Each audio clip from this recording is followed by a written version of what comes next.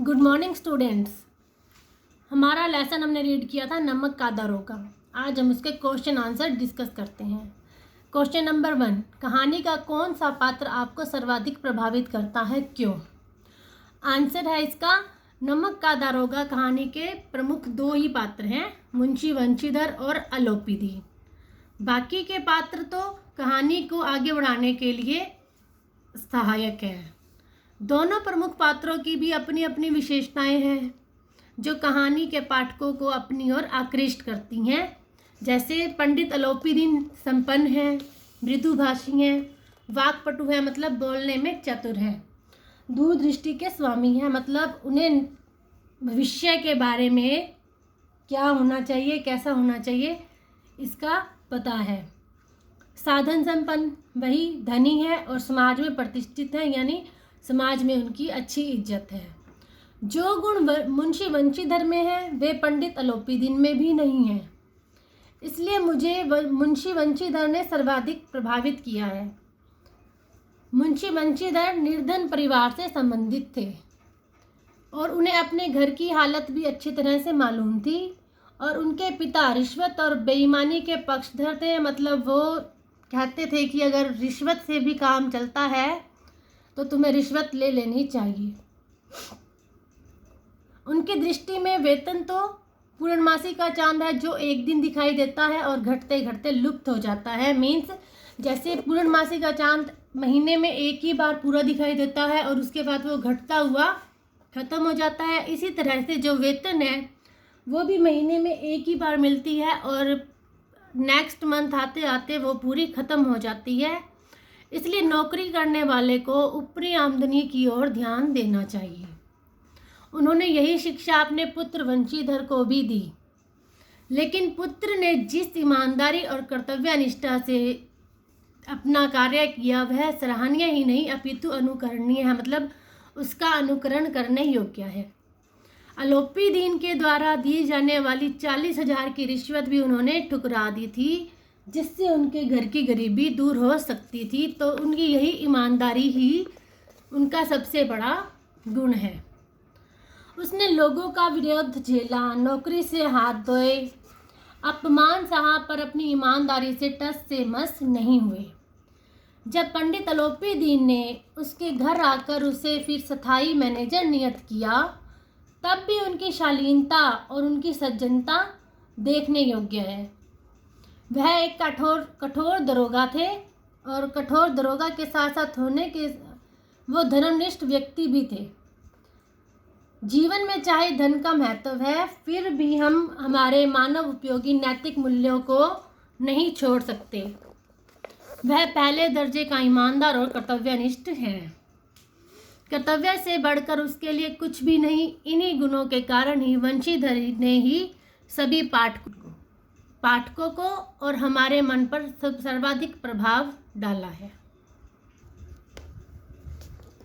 Question number 2 है, नमक का दरोगा कहानी में पंडित अलोपीदी के व्यक्तित्व के कौन से दो पहलू या पक्ष उभर कर आते हैं? उत्तर हम लिखेंगे, पंडित अलोपीदी नमक का दरोगा कहानी के प्रमुख पात्र हैं। उनके व्यक्तित्व के अनेक पहलू आते हैं, जैसे वे संपन्न हैं, मृदुभाषी हैं, वाक्पटु हैं और दूरदृष्टि के स्वामी हैं। पर उनमें से प्रमुख दो ही पहलू हैं जो कि है नंबर 1, निपुण व्यवसायी, मतलब वो अपने बिजनेसमैन अच्छे हैं। पंडित अलोपीदी धन के महत्व को भली भांति समझने वाला अति कुशल व्यापारी था। वो जानते हैं कि किस व्यक्ति को किस भाषा में बोलकर काम निकलवाया जा सकता है, किससे तेज आवाज़ में बात करनी है, किससे मीठी जुबान में बात करनी है। और किसी भी सफल व्यापारी का महत्वपूर्ण गुण मीठी जुबान है और पंडित अलोपीदी मीठी जुबान में बोलने और व्यवहार करने में सिद्धहस्त था। उसे धन लेने और धन देने का भी ढंग आता था। वह अपने प्रत्येक कार्य को येन क्रेन प्राक्रेन मतलब किसी न किसी तरह से करवा लेता था। पहले उसने धन देकर रिश्वत देने की कोशिश की वंशीधर जी को कि वह उससे रिश्वत ले ले और उसे गिरफ्तार न करे, लेकिन जब वह रिश्वत लेकर उसका काम करने को तैयार नहीं हुआ तो उसने अपना कार्य करवाने के लिए अदालत की शरण ली।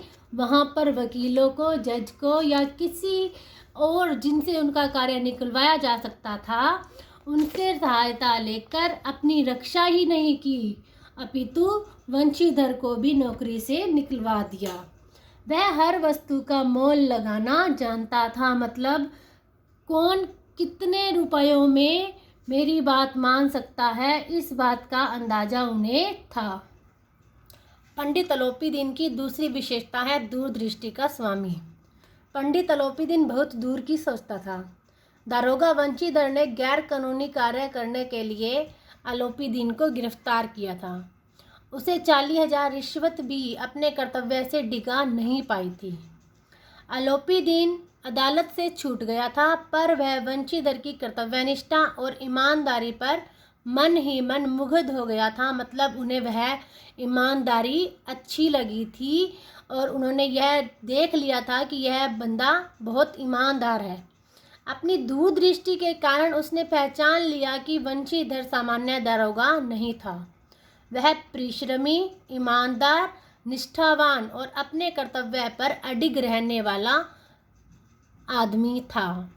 ऐसा व्यक्ति सरलता से प्राप्त नहीं हो सकता। इसलिए वह स्वयं उसके घर पहुंचा और उसे अपनी सारी जायदाद का स्थायी मैनेजर नियुक्त कर दिया। जिस व्यक्ति ने उसे गिरफ्तार किया था, अगर कोई और होता तो वह उससे बदला लेने की बात सोचता, लेकिन उन्होंने अपनी दूरदृष्टि का प्रयोग किया और उसी को उसने अपनी सबसे बड़ी जिम्मेदारी सौंप दी थी। इससे पता चलता है कि वे एक दूरदृष्टि के इंसान थे। Number 3 question. कहानी के लगभग सभी पात्र समाज की किसी न किसी सच्चाई को उजागर करते हैं। निम्नलिखित पात्रों या पार्ट जो उन्होंने निभाए हैं, उनके संदर्भ में पाठ से उस अंश को उद्धृत करते हुए बताइए कि यह समाज की किस सच्चाई को उजागर करते हैं। नंबर 1 वृद्ध मुंशी, नंबर 2 वकील, नंबर 3 शहर की भीड़। आंसर नंबर 1 वृद्ध मुंशी। वृद्ध मुंशी वंशीधर के पिता थे, जो घर गृहस्थी के बोझ से पूरी तरह दबे हुए थे। वह जीवन के सुखों के लिए रिश्वत और बेईमानी को परम आवश्यक मानते थे। इसीलिए उन्होंने अपने पुत्र को समझाते हुए कहा था, बेटा तुम घर की दुर्दशा देख रहे हो, ऋण के बोझ से दबे हुए हैं। लड़कियां हैं, वह घास फूस की तरह बढ़ती चली जा रही हैं। मैं कगारे पर का वृक्ष हो रहा हूँ, मतलब उस कगार पर हूँ जो कब गिर पड़े। अब तुम ही घर के मालिक मुख्तार हो। नौकरी में ओहदे की ओर ध्यान मत देना, यह तो पीर की मजार है। निगाह चढ़ावे और चादर पर रखना। ऐसा काम ढूंढना जहाँ पर कुछ ऊपरी आय हो। मासिक वेतन तो पूर्णमासी का चांद है, जो एक दिन दिखाई देता है और घटते घटते लुप्त हो जाता है, खत्म हो जाता है। ऊपरी आय बहता हुआ स्रोत है, जिससे सदैव प्यास बुझती है। वेतन मनुष्य देता है, इसी से उसमें वृद्धि नहीं होती। ऊपरी आमदनी ईश्वर देता है, इसी से उसकी बरकत होती है। तुम स्वयं विद्वान हो, तुम्हें क्या समझाऊं। इस विषय में विवेक की बड़ी आवश्यकता है। मनुष्य को देखो, उसकी आवश्यकता को देखो और अपने अवसर को देखो। उसके उपरांत जो उचित समझो करो। गरज वाले आदमी के साथ कठोरता करने में लाभ ही लाभ है, लेकिन बेगरज को रोक कर पाना जरा कठिन है। इन बातों को निगाह में बांध लो। यह मेरी जन्म भर की कमाई है। मुंशी जी सरकारी नौकरी करने वाले के एक बड़े वर्ग के प्रतिनिधि हैं। इन सब बातों से हमें पता चलता है कि मुंशी जी घर गुजर के लिए रिश्वत लेने का पक्ष लेते हैं। नंबर 2 वकील अदालत में सच को झूठ और झूठ को सच सिद्ध करने में हरदम जुटे रहते हैं। उनकी रोटी ही इस बात पर टिकी रहती है कि किस प्रकार अपराधी को सच्चा या ईमानदार सिद्ध किया जा सके। जब उनका झूठ किसी भी प्रकार सच सिद्ध हो जाता है तो वे प्रसन्नता से भर उठते हैं। लेखक ने लिखा है, वकील ने यह फैसला सुना और उछल पड़े। जब पंडित अलोपीदीन नमक के मुकदमे में गिरफ्तार कर लिए गए थे तो वकीलों ने उन्हें पाक साफ सिद्ध ही नहीं किया था, बल्कि नमक के दरोगा मुंशीधर को ही चेतावनी दिलवा दी थी। यद्यपि नमक के दरोगा मुंशी वंशीधर का अधिक दोष नहीं है, लेकिन यह बड़े खेद की बात है कि उसकी उद्दंडता और विचारहीनता के कारण एक भले मानस को कष्ट झेलना पड़ा। हम प्रसन्न हैं कि वह अपने काम में सजग और सचेत रहता है, किंतु नमक के मुकदमे की बढ़ी हुई नमक हलाली ने उसके विवेक और बुद्धि को भ्रष्ट कर दिया। भविष्य में उसे होशियार रहना चाहिए। इस प्रकार वकीलों का यही पक्ष उभर कर आता है कि वो झूठ को सच और सच को झूठ सिद्ध करने में सफल होते हैं। नंबर 3, शहर की भीड़। शहर की भीड़ तमाशबीन और अस्थिर विचारधारा वाली होती है। उनका अपना कोई विचार नहीं होता है। वो नदी की बहाव की तरह शोर करते हैं, सोचते नहीं हैं। जब पहले पंडित अलोपीदीन गिरफ्तार कर लिए गए तो शहरवासी उन्हें अपराधी मानने लगे। जिसे देखिए वो उस पर टीका टिप्पणी कर रहा था कि वह अच्छा काम नहीं करते या ऐसे कि वो बहुत बड़े पापी हों। पानी को दूध के नाम से बेचने वाला गवाला, कल्पित रोजना मच्चा भरने वाले अधिकारी वर्ग, मतलब कल्पित, वास्तविक नहीं, कल्पित रोजना मच्चा भरने वाले अधिकारी वर्ग, रेल में बिना टिकट सफ़र करने वाले बाबू लोग, जो स्वयं दूध के धुले हुए नहीं है, मतलब जो स्वयं में ऐसा नहीं है कि उनमें कोई कमी नहीं है, जाली दस्तावेज बनाने वाले सेठ और साहूकार, सब के सब अपने आप को देवता समझकर उस पंडित अलोपीदीन की निंदा करने में, उनके व्यवहार की निंदा करने में मस्त थे।